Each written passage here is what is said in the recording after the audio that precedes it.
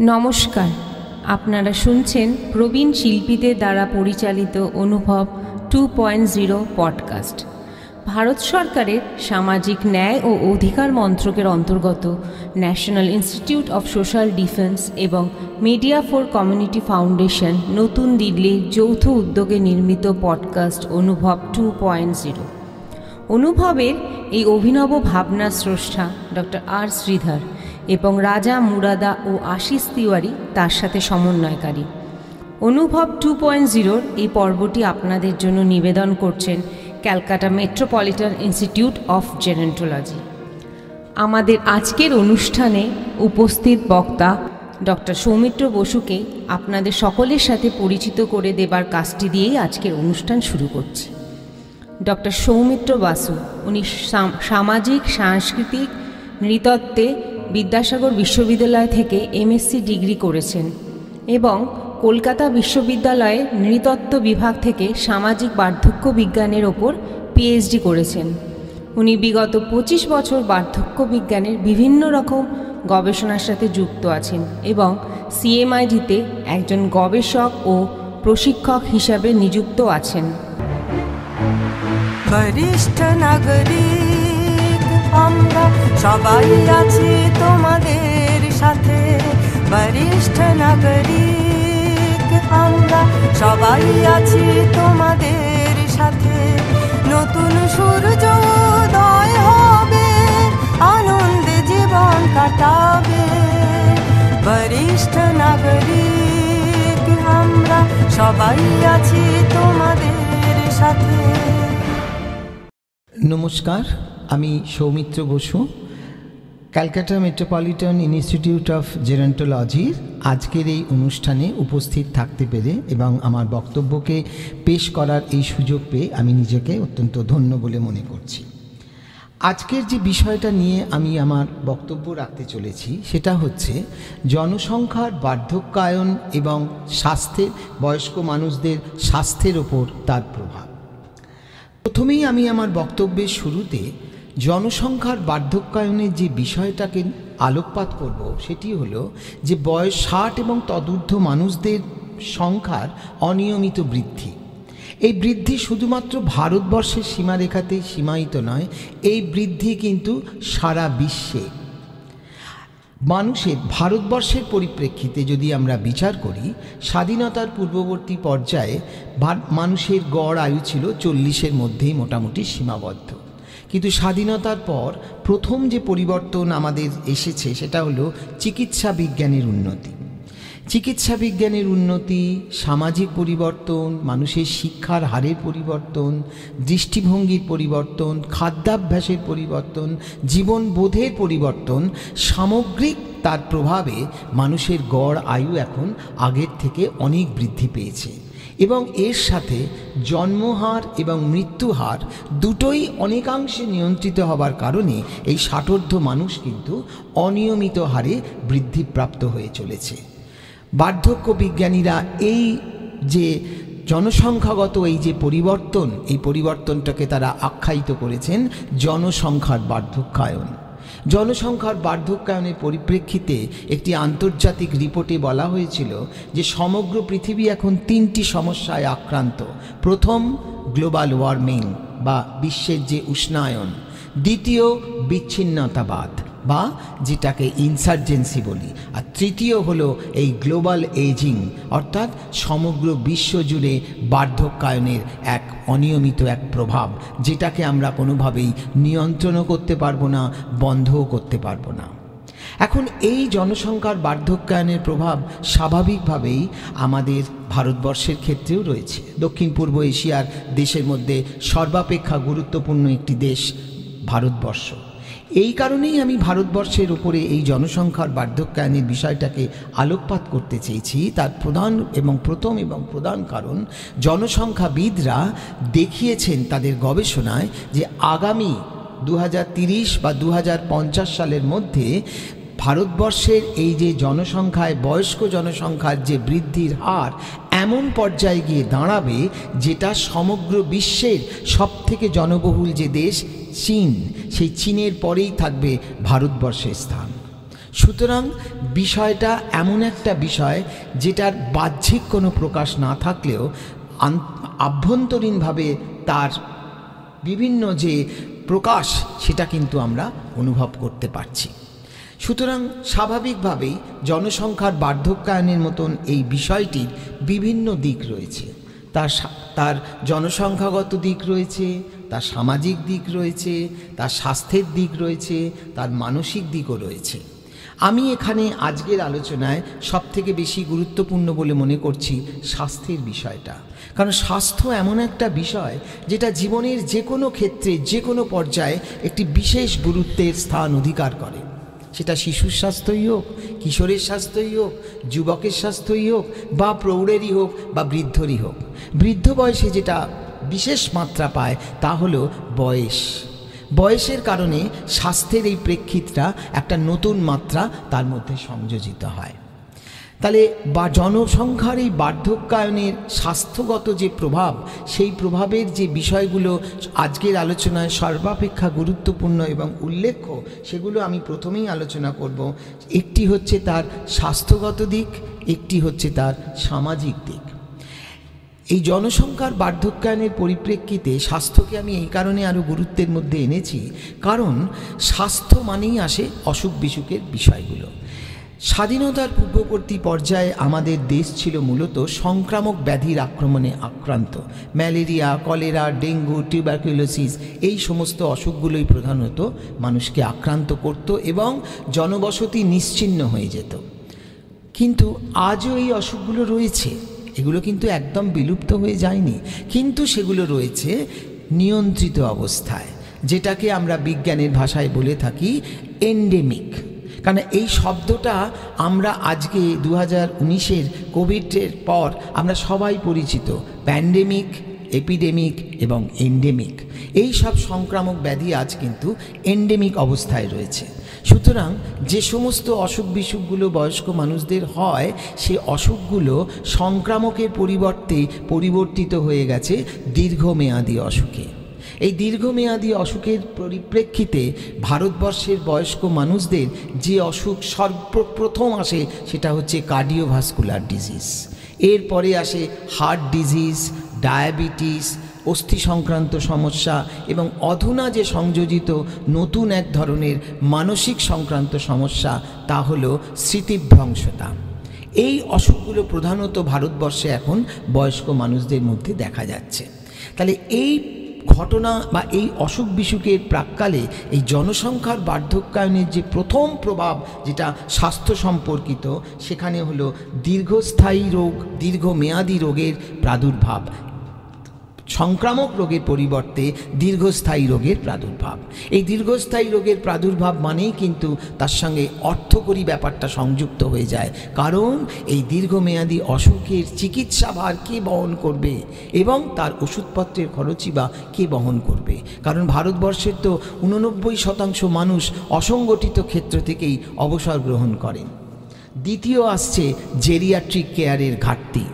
আমাদের দেশ ভারতবর্ষ, যেখানে এখনও পর্যন্ত অধিকাংশ বয়স্ক মানুষই চিকিৎসা পেয়ে থাকেন জেনারেল ফিজিশিয়ানদের মাধ্যম থেকে, তাদের জন্যে বিশেষভাবে যে ডক্টর স্পেশালাইজেশন রয়েছে জেরিয়াট্রিক্স, দ্যাট মিন্স জেরিয়াট্রিশিয়ানদের সংখ্যা কিন্তু প্রয়োজনের তুলনায় খুবই কম, যেটা একটা ভীষণভাবে গুরুত্বপূর্ণ উল্লেখ্য বিষয়। আর এর সঙ্গে আসে মানসিক স্বাস্থ্যের উদ্বেগ। বিশেষত সমাজ যেহেতু পরিবর্তিত হচ্ছে, সেই কারণে বিচ্ছিন্নতা, অবহেলা, মানসিক স্বাস্থ্য সম্পর্কে আমাদের বৃদ্ধ বৃদ্ধাদের অধিকাংশেই তাদের সেই সচেতনতা থাকে না। তার ফলে এই যে যেটাকে আমরা মানসিক অসুখ সংক্রান্ত বলছি, এই ডিমেনশিয়া এবং তার যে শেষ পরিণতি অ্যালজাইমার, এই ধরনের অসুখ বিসুখগুলোর প্রবণতা কিন্তু এখন বাড়ছে অনেক। এবং শেষ যে গুরুত্বপূর্ণ বিষয়, সেটা হচ্ছে আমরা এই পরিপ্রেক্ষিতে বলে থাকি, সেটা হচ্ছে অ্যাফোর্ডেবিলিটি অ্যান্ড অ্যাক্সেসিবিলিটি, অর্থাৎ চিকিৎসার ক্ষেত্র এবং চিকিৎসা পাবার মতন আর্থিক সামর্থ্যের যে ব্যাপার, এই দুটোই আবার স্থানকাল প্রভেদে, অর্থাৎ গ্রাম শহর এই ভেদে কিন্তু অনেক অংশেই বিভেদ দেখা যায়। সুতরাং এই তিনটি বিষয় কিন্তু স্বাস্থ্য সম্পর্কিত সমস্যা।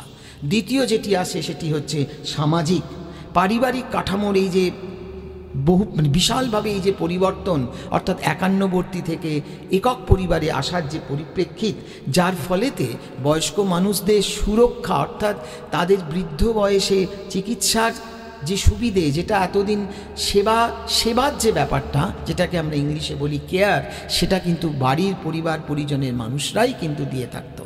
কিন্তু আজকে যেহেতু মেয়েরা কর্মে অংশগ্রহণ করেছে, সেই কারণে সেই চিকিৎসা, সেই বাড়ির থেকে যে সেবাটা প্রদান করা হতো, সেই সেবা প্রদানের কাজ কিন্তু বাইরের থেকে নিয়ে এসে তাদের করতে হচ্ছে। অর্থাৎ যে কেয়ার ছিল ইনফর্মাল, সেই কেয়ার এখন হয়ে গেছে ফর্মাল এবং বেশিরভাগ ক্ষেত্রে হয়তো ইনস্টিটিউশনাল। এই জায়গায় আমাদের ভারত সরকারের যে প্রয়াস, অর্থাৎ জেরিয়াট্রিক কেয়ার গিভার তৈরি করার যে প্রয়াস, যেটা কলকাতা মেট্রোপলিটন ইনস্টিটিউট অফ জেরন্টোলজিতেও আমি যুক্ত আছি বলে জানি, যে এই প্রয়াস সরকারের তরফ থেকেও, আমাদের কেন্দ্রীয় সরকারের তরফ থেকেও এই প্রয়াস নেওয়া হয়েছে। যে কারণে এই কেয়ারের সঙ্গে অধুনা যে সংযোজন হয়েছে তা হলো কমিউনিটি কেয়ারের ধারণা, অর্থাৎ যারা সমাজের বয়স্ক মানুষের কাছে তাদের উপযোগী চিকিৎসা পরিষেবা পৌঁছে দেবে। এবার এর সঙ্গে শেষ যে বিষয়টা, সেটা হলো বয়স্ক মানুষদের নির্যাতন, নিগ্রহ, অবহেলা, এই সমস্ত বিষয় যেগুলো আইন করে অনেকাংশেই হয়তো বন্ধ করার চেষ্টা হয়েছে, কিন্তু ভারতবর্ষের মতো দেশে বয়স্ক মানুষরা অধিকাংশ ক্ষেত্রেই তাদের পুত্র এবং পুত্রবধূর দ্বারা যে নির্যাতিত তারা হন, সেই ঘটনা তারা প্রশাসনের কাছে উন্মোচিত করেন না, যে কারণে অধিকাংশ ক্ষেত্রেই এই বিষয়গুলো অধরা থেকে যায়। যে কারণে বয়স্ক মানুষদের এই সমস্ত বিষয়গুলো থেকে তাদের যদি না মুক্তি দেওয়া হয়, তাহলে অদূর ভবিষ্যতে আরও সামাজিক সমস্যা হতে পারে। সময় আমাদের অত্যন্ত কম। এর ভবিষ্যৎ যে ইন্ডিকেশন, যেটা আমি সব থেকে বলবো, সেটা হচ্ছে প্রথম, জেরিয়াট্রিক কেয়ার ট্রিটমেন্টের ওপর আরও গুরুত্ব আরোপ, সামাজিক সুরক্ষার যে ব্যবস্থা সেটার উপরে গুরুত্ব, কমিউনিটি সহায়ক ভিত্তির যে পরিষেবা পৌঁছে দেওয়ার যে বিষয় সেইটা, আইন নীতি সংস্কার, আন্তঃপ্রজন্ম মধ্যে যে সম্পর্ক স্থাপন, এই বিষয়গুলোর বিষয়ে অত্যন্তভাবে গুরুত্ব দেওয়া দরকার। কেননা এই জনসংখ্যার বার্ধক্যায়ন এমন একটা বিষয়, যে বিষয় কিন্তু অপ্রতিরোধ্য, সেটাকে কিন্তু কোনো সময়ের জন্যেই আমরা বন্ধ করে দিতে পারবো না। কারণ এই গড় আয়ু আরও বাড়বে, আরও বাড়বে, আরও বাড়বে। যদিও এবং ভারতবর্ষের ক্ষেত্রে আমাদের সবথেকে যেটা বিশেষ গুরুত্বের, সেটা হলো পুরুষের থেকে মেয়েদের যেহেতু জীবনী শক্তি বেশি, সেজন্যে আমাদের দেশে এই বয়স্কা মহিলাদের সংখ্যা আরও বৃদ্ধি পাবে। এবং তার সঙ্গে আমাদের দেশের বয়স্ক মহিলাদের আরেকটি সমস্যা যেটা, সেটা হলো বৈধব্য। এই ত্রিস্তর বিশিষ্ট সমস্যার প্রেক্ষিতে বয়স্ক মানুষদের মধ্যে, বিশেষত বয়স্কা মহিলাদের মধ্যে এই স্বাস্থ্য সংক্রান্ত সমস্যার বিষয়টা কিন্তু আরও অন্য নতুন ডাইমেনশন অ্যাড করবে। এবং সর্বশেষ যে বিষয়টাকে আমি বলে আমার বক্তব্যকে শেষ করব, তা হলো বিজ্ঞান ভিত্তিক প্রযুক্তির ব্যবহার। কেননা সৃষ্টির আদিকাল থেকেই মানুষের বিজ্ঞান মনস্কতা বা বিজ্ঞান চেতনা মানুষকে অগ্রণী হতে সবসময় সাহায্য করেছে।